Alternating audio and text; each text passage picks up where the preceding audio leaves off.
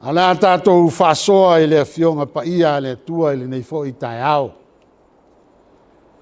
O le au le whaonga ina le au tū o loo tū sia I le tusi whaita waso. Whai mai le au tū o loo ia I le tusi whaita waso. Aua nei me lea wanoa. Ai wau vai ma le loto whamau lalo I le tua. Ono au mana tua lea o se tasi o saunoanga ale tusi pa ia e whapea. O whaiva whatupu o le atua, le whautua. O lona winga o lea whamtalanga. A o ina e ta pena ma e saunia le whautua I to tonu o se ainga, o se nuu o se itu malo. O na e mauti noa lea, ua e alo I whaiva whatupu. O na whapea leo se langona pe a ou whamatala ina le e soto e tolu sifulma le lua. Whai upu e fitu e o le sifulma le whama le mātaio. Sa tātou whaita wina I le tā upu e lua sifulma le lua. Whai upu mua e o le sifulu. O na ou ta pena ina leo se au tū whapea. O si u leo o le ola. O le si u leo o le ola.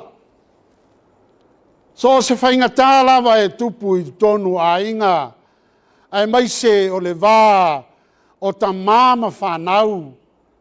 E tasi ale si u leo o le ola tātou te langona ina, nā o le whautua ale tina. Po le ale mai a, o le ale toa tā mai e o I ai le soifua, wha le ta mai lana leo leonga, ma lana wa ainga I tonu o le ainga. E liu sua vai a wha moe, pe a whai e alo le tina I ona whaiva whatupu o le whautua. Pe a whai e langona e le tamā le si u leo le ola, o lona winga o lea whamtalanga, e tasi a le whautuanga, o loo fina ngalo ai le tua I lo tātou soifua, whautua I a ola se tasi. Pe o le si u leo I a ola se anganga, o lona winga o lea whamtalanga, o lo taoto I le soto, le sini ma lo tātou soifua, ai mai se o se musu ale awauna ia mose, I le lawhisanga inga ma le atua. Po lona winga o lau whamtalanga, o lo soale pule le atua ma mose, po le ale I unga o le ao ia Israelu. Whai mai le tala lea sa tātou whaita wina. Mose, alu I la lo I le nuu nei au maia. Wa oa I na tupu ia te au le manatu o le au wha o matia le nuu. Whai mai le si u leo le ola a le au na ia Mose. O lo tāpena ina whaatasi ai ma whamatala ina le apostolo Paulo o lo taua I le kolonito o fua o le anganga. Ai whai mai le tala le tusipa ia o winga o le atua. E tala noa mai le atua ia Mose I lona wha umatia ina o Israelu. Whai mai o le nuu a maa le ua. Ai whai mai le whamtalanga Mose. Le atua alofa I lo nuu. Alofa e nuu na e oli ai, ma e tapena ina lo lato o la tanga, e ala ina ia lato mau o le file mu. O le wha upunga lei ai tonu o le tusi, sa tatou whaita wina whai mai. Se ale mea e tupu tele ai, lou toa sa I le nuu na e au maia mai ai kupito. O lona winga o lai whamatala I Mose le atua, alofa I le nuu na e au maia. Ai se ana e au mai ai le nuu ai le tuu I oti ai kupito. Na mafua o na mai le tua. Ona lona alofa. Ai mai se o se nuu a ia filfilia. E whai ma ona oli sanga. E whai ma ona tangata. E whai ma ona nuu. Na afua na ia awa ese mai ai kupito. Ina ia maua Israelu le file mu. Pe ia na tātou manino I le nei tala ua alu lenei masina mana masina o mawai atu o tatou talatala noa iai. Le alofa o le atua fai mai Mose ua oulagona le leo ua ou vaai le puapuagā ae sau e alu e au mai lou nuu.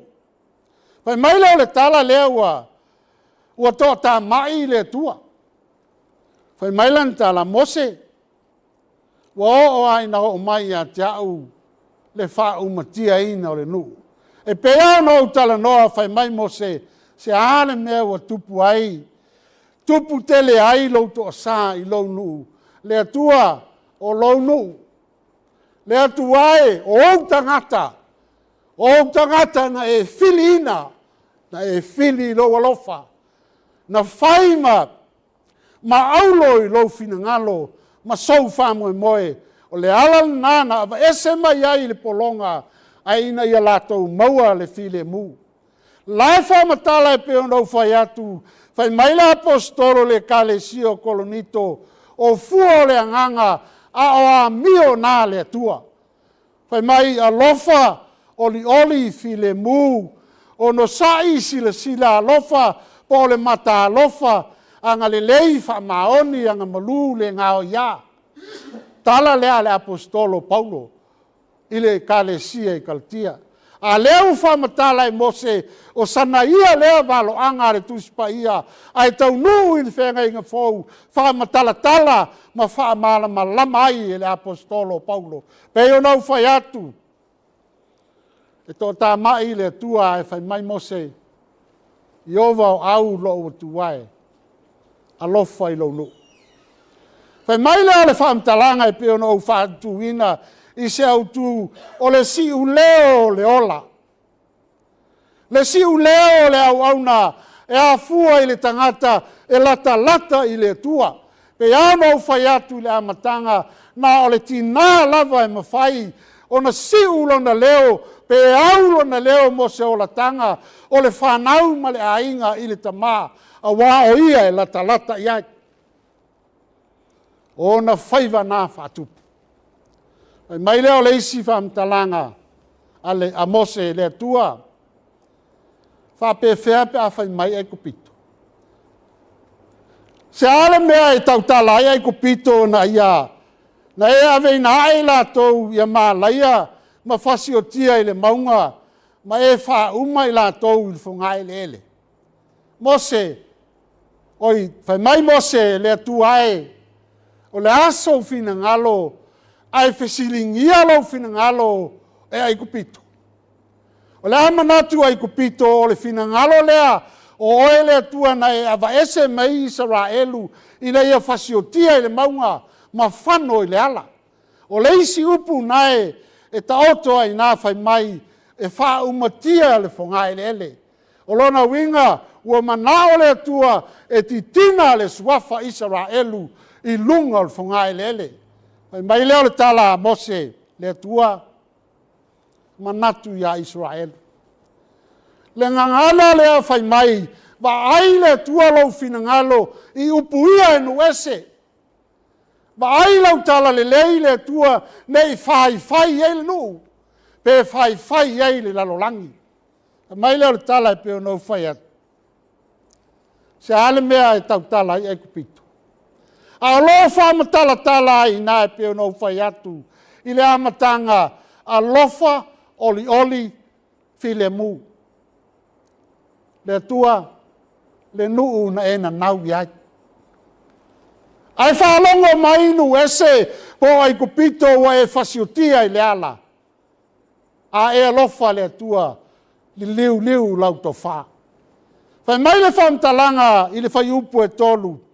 Whai mai Mose le atuai, ia li liu ese ina lou to sā i le leanga ne i o'o i lou nu. A lai whamatala e le apostolo Paulo le ono sai mata alofa anga le lei. Le atua, ono sai ia Israelu. Ono sai lo latou te ena oe. Ono sai lo latou wifo i tupua. Ono sai lo latou la fuai ia te oe le tua. A ia e alofa ia i latou. Sila alofa lou finangalo i le nuu sa e filfilia. Whaailoa lo wanga leile tua. Niliu ese lo tua sa. Niliu ese lo finangalo. Ile leanga o lea e finangalo e o ia Israel. Mai leo le whamtalanga. Ia e manatu, manatua Abrahamo, Isaako ma Israel. Au na e tau iai. Tala lea Mose le tua. Le tua, li leu ese lauto sa. Anga le lei lo nu. Manatua Abrahamo ma Isaako ma Israelu po Iakopo. Sa autou osi whengainga i le nu lea. A whamatala le apostolo whai mai, whamaoni i le tautinonga. Le atua, whamaoni i lau osi ngā whengainga, ma wauna o mawai, po au ngāta maa o tuanai. Manatua Abrahamo, Isaako ma Israel. Mai leo le tala, toa le tai. O le whamatala ina lea, e le apostolo i le anga malu, o le talo sanga po le fautuanga a Mose i le atua whamaoni i le tautonga po le osi ngā whengainga na e whaia ma Abrahamo, Isaako ma Iakopo ma ia toa le tai o no sai whatupu lava papale e iei le whaamtalaina o le upu le ngāo ia lava papale le atua lava papale i le nuu na e filifilia mo oe. Mai leo le tala. A whaila o ia te oe le siu leo le ola. O lona winga. Auane e manatu ia te oe. Le siu leo le sa tapena i Mose. Sa musu ai le awauna po le ferfeta ia Mose i le tua ina ia ola lona nuu. Pe sa fautua i le ola, po le siu leo le ola, ia langona mai e le tua lau te talo. Lona winga o le whamtalanga, ta talo ina ia ola stas. Awane e te talo ina ia whano le nu, awane e te talo ia whano o tangata, pe whano se tasi o ita ia te oe. Ai whai mai, ta talo ia ola se tasi. Ai leo le, manatu lona lua leo te tau mawhai e whamtalatalai. Auane e manatu ia te oe. O lona winga o lea whamtalanga, a whai o le si u leo lea wa e tau mawhai ina ia ola aise anganga, wa wa e tau mawhai e lavea ina aise ola. Aua e te manatu ia te oe. Whai maile tala lea i whai upu e se fulu. Lea la au whai tauina. O le nei, tu mai ia o au ina ia tupu tele lo wita ia te i lātou. Ina ia o wha umatia i lātou. Ai o whaia oe manu tele. O le tala lea lea tua ia Mose.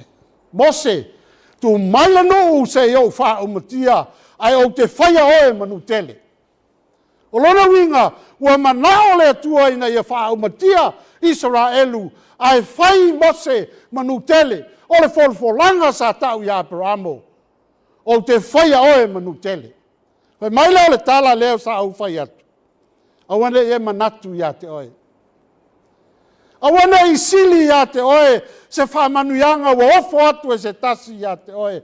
Ai ngaloa ia te oe. Le whengainga wa uma na osi e le tua. Whai mai le whamtalanga leo tusia i. Whatau waa ia Mose manuia. Whatawa ia Mose whamanuianga le tua le a whaia manu tele. Ai wa whasili lo na loto le whengainga sa osi e ona tama ma le tua. Lora winga le tala. Awa te manatu ia e o manuia. Ai ngalo ai lo uso.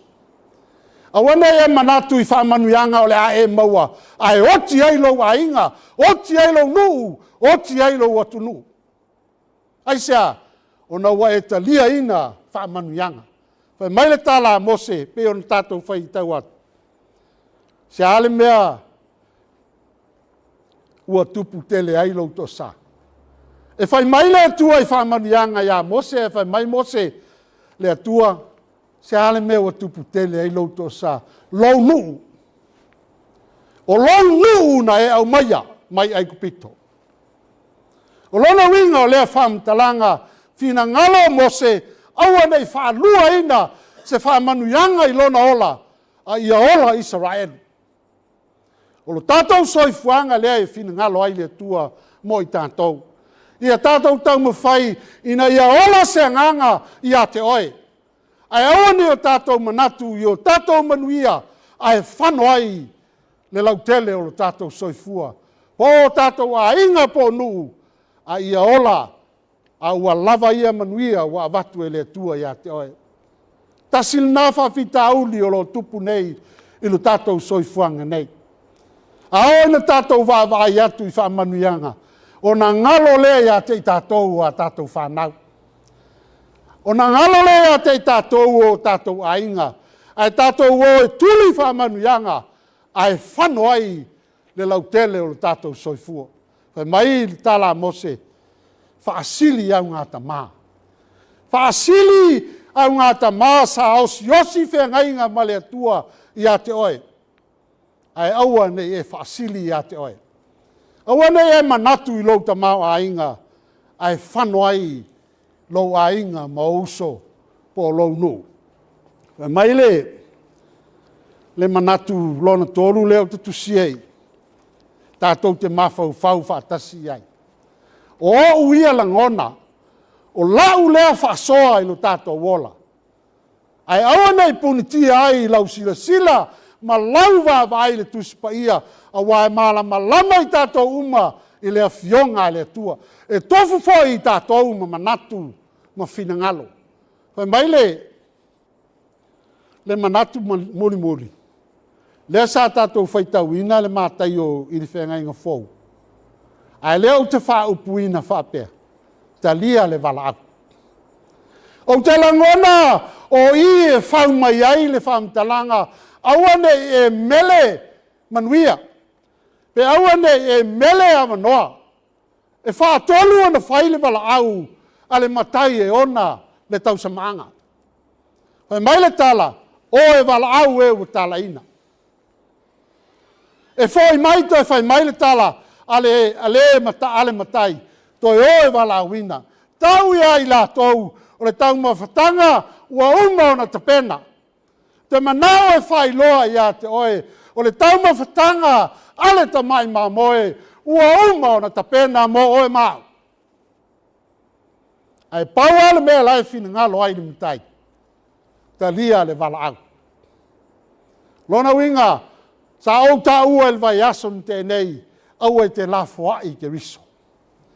Au e te la foai lo wola e whawau e pe o na la foai e Israel. O le winga le upu tau samaanga e whanau mai le ainga o le whaipoiponga. O le ainga o le whaipoiponga o lo nā tia ai ia le whamtalanga po se whiau o le ainga o le oli. O le aso fia. O le aso fia, le aso o le atua. Le ai fai mai na ta pena e le matai mo lo nā tali. Mai leo o le whamtalanga. Tā lai e na tā laina. E tā lai atu e na tā laina e fai mai e mātou te le hawa noa. To e fai mai leo le tala, ua saumia lava le tau samaanga. Ona fai mai leo le tala ale matai, to e o e tala. E whaatolu ona ave le whiau e tala inga, ona fai mai leo le matai, o e tala ina, a ua lea o ngā e na tala ina.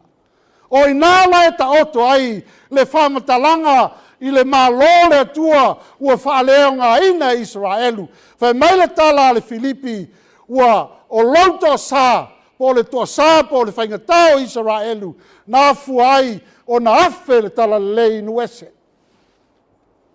Tala lea le apostolo. O lautou te ena le tala le lei, ua mafuai o na mātou wō inu ese. O le taimi a tātou te ena ai le atua. E su e ai le atua le isi e ao ngā i le tala le lei. O lona winga o lea whaamtalanga. Ua sau ni are tau sa maanga. Whai maile tala e pe o le tātou whaitau atu. Whaitau ai le whenga inga fōu. O le tau sa maanga a ia ua uma o na tapena. O lona winga o le fōfuanga le atua ma lana tau sa maanga ua uma o na tapena mo i tātou. E le ai seisi e mawhai o na toe suia. Mai leo le tala. O la e tau tālai.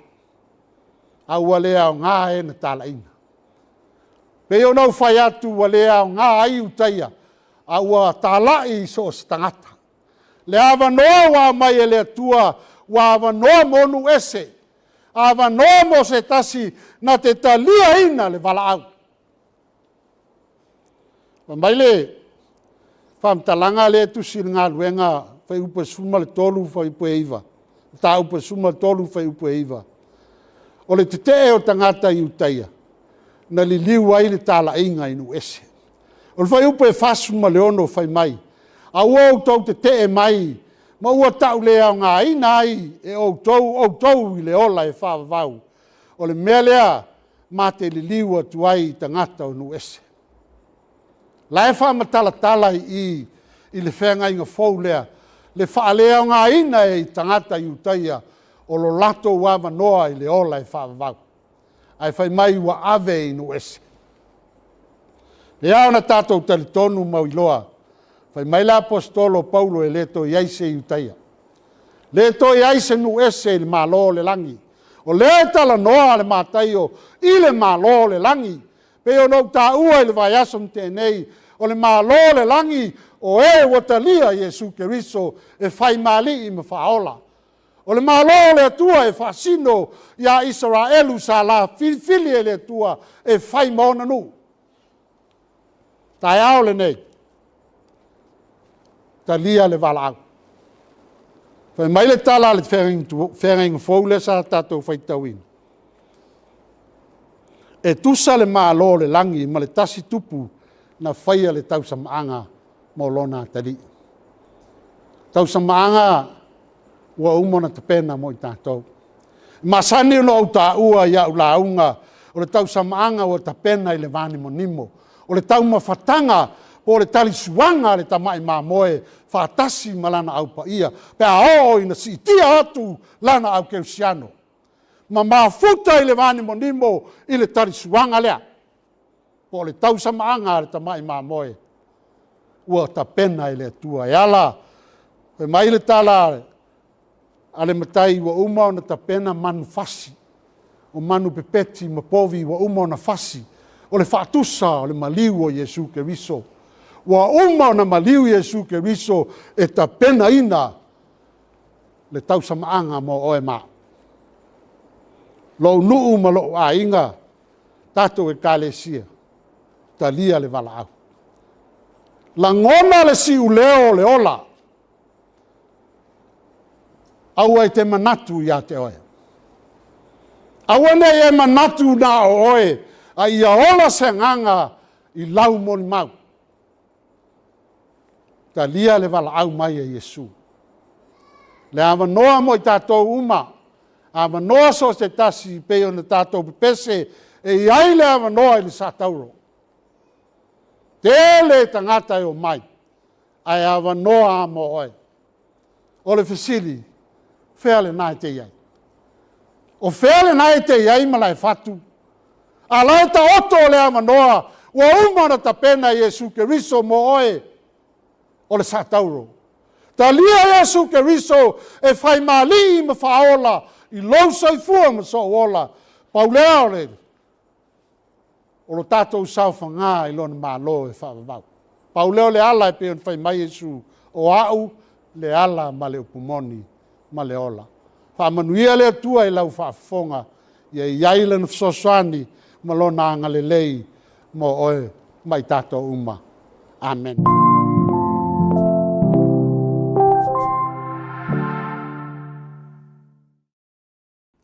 Malaefatu i lau mai oanga sa moa ene nei tu lau le aso. Io paia whale tala le lei. Io mamalu whale tunu u tainane o mamalu whale malo.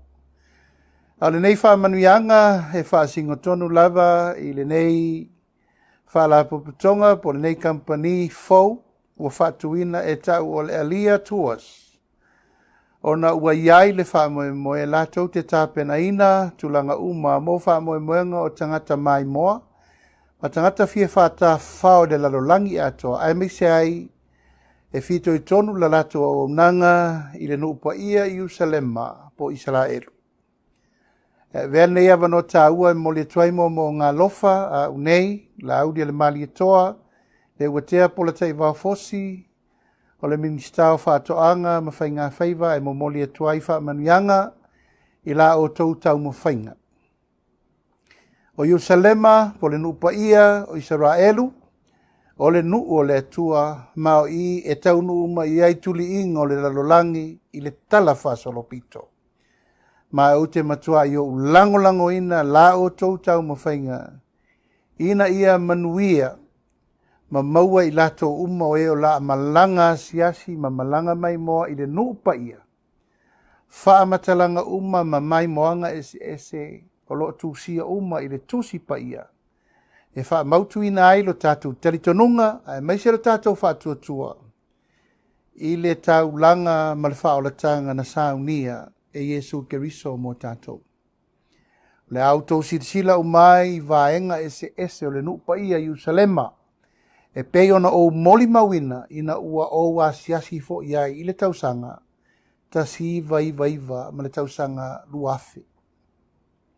Whaamanu atu le tau mawhainga ai lato uma o e o la atau aveina ma puleina ma whaafoeina le Alia Tours ina ia manuia la o tau tau mawhainga. Whaamoe le atua ma I o tau manatua o lo iai le whea ngainga Samoa ma Yerusalema le nuupa ia. Whea ngainga le atua o te whaamanuia ia I lato o e whaamanuia I lo nu. Mai o te whaamalaia fo ia I lato o e whetu I lo nu. Yerusalema o I o I mata o le atua I le larolangi nei. O le nuu fola ina na fola le atua. Mai a apera amo se ia tau nuu le nuu o le atua. Ina ua malanga I la tau na whaatau nuu ina le malanga I kanana. Ia manuia lo tau whaamoemoe, Alia Tours, ma ia alofangia le atua ia whaatau nuu fuafanga uma. Wa utou tāpenanga ina I le nei au nanga tāua. Whaamanuia le atua, soifua mai manuia.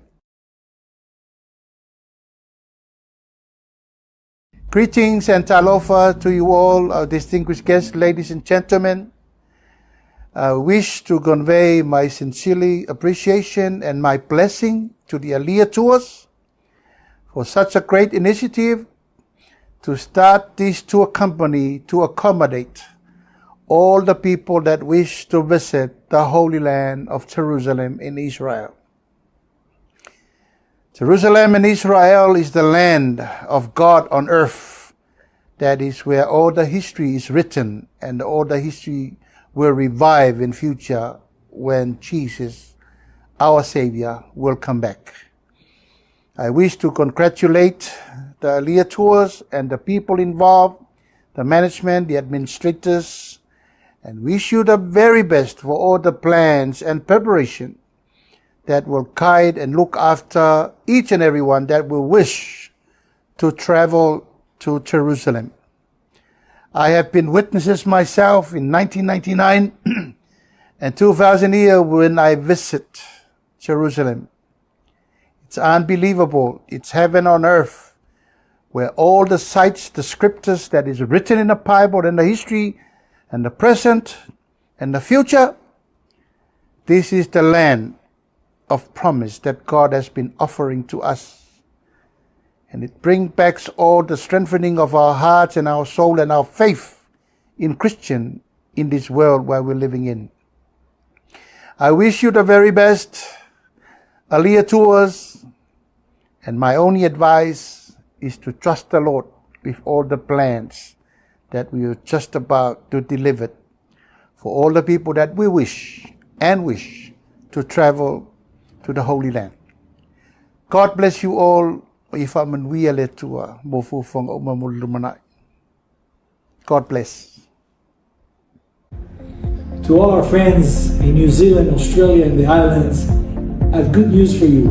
𝚗𝚑𝚗𝚗 Tours is open in your region, headed by Timo Williams. The whole idea is to bring Christian groups from your region, churches, leaders, worship leaders to come here to the land of the Bible, to be encouraged, to walk where things really happen, to taste and to touch the miracle that God has done with the people of Israel. I want to encourage you to be in touch with 𝚗𝚑𝚗𝚗 Tours so they can organize your next tour to the land of the Bible. And I hope, like we say in Hebrew, בשנה הבאה בירושלים. See you next year in Jerusalem. Thank you, Timo, for all your hard work.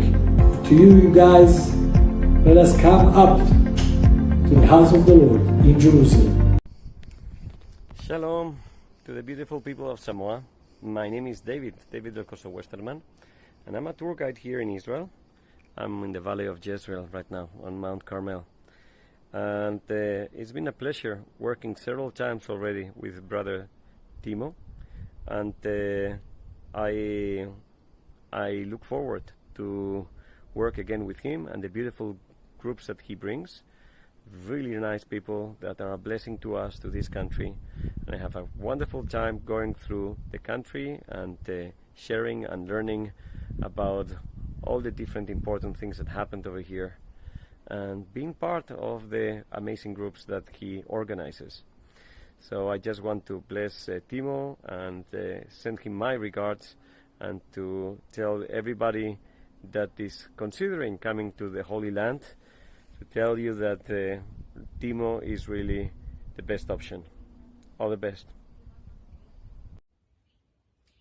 I have taken 2 tours of Israel with Pastor Timo in 2013 and in 2016. What I like about the tours with Pastor Timo, the tours of Israel, is his intimate knowledge of the land of Israel, his passion for the people, and his passion for the land. He's a great Bible teacher, and he was able to explain clearly the events of the Bible that occurred at the various locations we visited. One of my favorite memorable experience of Israel was in Jerusalem, walking up the hill Via Dolorosa Street, and imagining Jesus carrying the cross up the hill to be crucified. We were so emotional that day. It's beautiful. It was beautiful to experience Jerusalem that way. I highly recommend the tours of Israel with Pastor Timo, and I look forward to joining one of his tours in the near future.